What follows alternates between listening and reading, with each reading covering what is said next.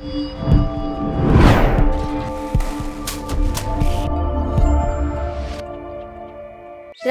में एक गरीब ब्राह्मण रहता था।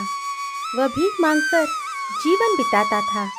हफ्ते में कुछ दिन उसे भूखा रहना पड़ता था। इस तरह करते हुए देखकर उसकी पत्नी को अच्छा नहीं लगता था। एक दिन अपने पति से, सुनिए, आप इस तरह घर घर जाकर भीख मांगना मुझे अच्छा नहीं लगता। फिर क्या करता? अगर हाथ नहीं फैलाता तो हमें खाने को कैसे मिलता? अब मंदिर में भी ठीक से पूजा पाठ नहीं हो रहा है। कोई पूजा कार्यक्रम करने के लिए मुहूर्त भी नहीं है। आप भीख मांगना छोड़कर कोई दूसरा काम क्यों नहीं कर लेते? क्या काम करूं? मंदिर में पूजा करने के सिवाय मुझे कुछ आता ही नहीं। भगवान के भरोसे आगे निकलना ही होगा। तो आप एक काम कीजिए, आप काशी विश्वनाथ का दर्शन करके आइए। उनकी कृपा से हमारा भला होगा। ठीक है पार्वती, तुम कहती हो तो कल ही रवाना हो जाता हूँ।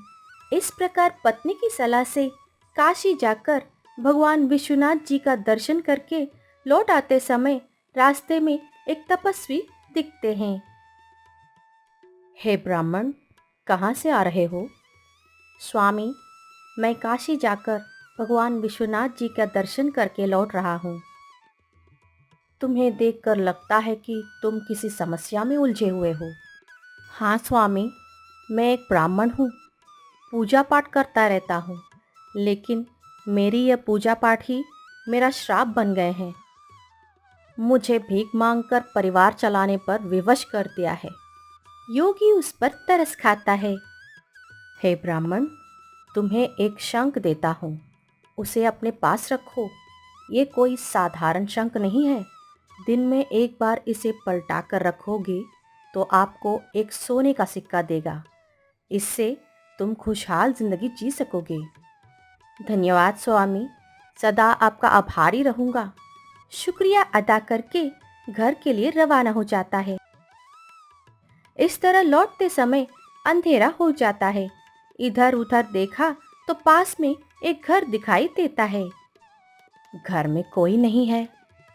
कौन है आप? इस समय कहाँ से आ रहे हो? श्रीमान, मैं काशी जाकर लौट रहा हूँ। बहुत दूर जाना है। इस अंधेरे में रास्ता पता नहीं चल रहा है। इस रात को यही विश्राम करके सवेरे रवाना हो जाऊंगा। ठीक है स्वामी, भगवान आपको भला करे। आपने कुछ खाया?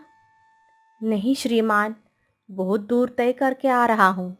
बहुत भूख लगी है।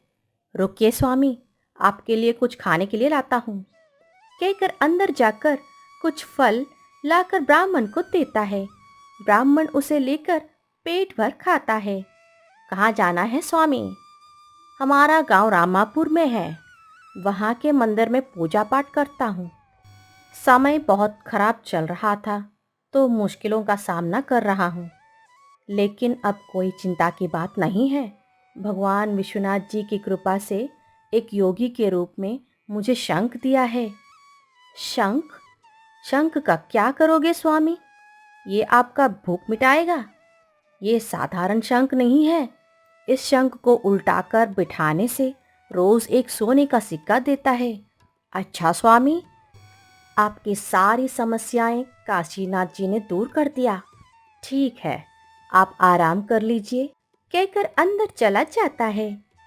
व्यापारी, ब्राह्मण का शंख अगर मैं चुरा लेता हूँ तो मैं धनवान बन जाऊंगा। ब्राह्मण के सोते ही व्यापारी ब्राह्मण की थैली में रखा शंख निकालकर अपने पास रखा शंख को थैली में रख देता है। अगले दिन सुबह उठकर व्यापारी का धन्यवाद करके ब्राह्मण निकल जाता है। कुछ समय में अपना गांव पहुंच जाता है। पार्वती, अजी, दर्शन कैसे हुआ? बहुत अच्छे से हुआ, कहकर थैली में से शंख निकालकर पत्नी को दिखाकर सारी बातें बताता है।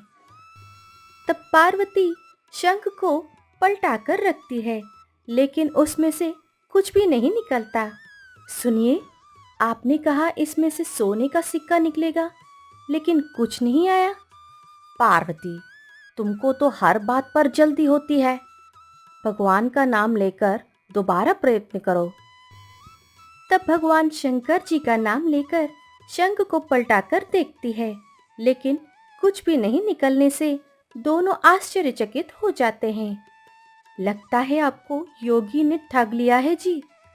योगी ने नहीं, काशी से लौटते समय अंधेरा हो गया था, तो रास्ते में एक व्यापारी के घर में विश्राम लिया था। उससे इस शंख के बारे में भी बता दिया था। अभी जाकर पूछता हूँ। नहीं, आप अभी मत जाइए। एक हफ्ते के बाद जाकर मैं जैसे कहती हूँ वैसा कीजिए। ब्राह्मण पत्नी की बात पर एक हफ्ते के बाद व्यापारी के पास जाता है। स्वामी, आप फिर कहाँ से आ रहे हैं? मैं फिर से भोलेनाथ के दर्शन करके आ रहा हूँ। योगी जी ने मुझे एक और शंख दिया, जिससे हर दिन 2 सोने के सिक्के मिलते हैं। व्यापारी फिर से लालच में आ जाता है।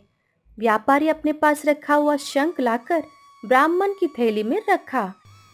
ब्राह्मण यह देखकर मौन रह जाता है। व्यापारी से विदा लेकर वहां से निकल जाता है। ब्राह्मण के जाते ही व्यापारी शंख को पलटाकर देखता है।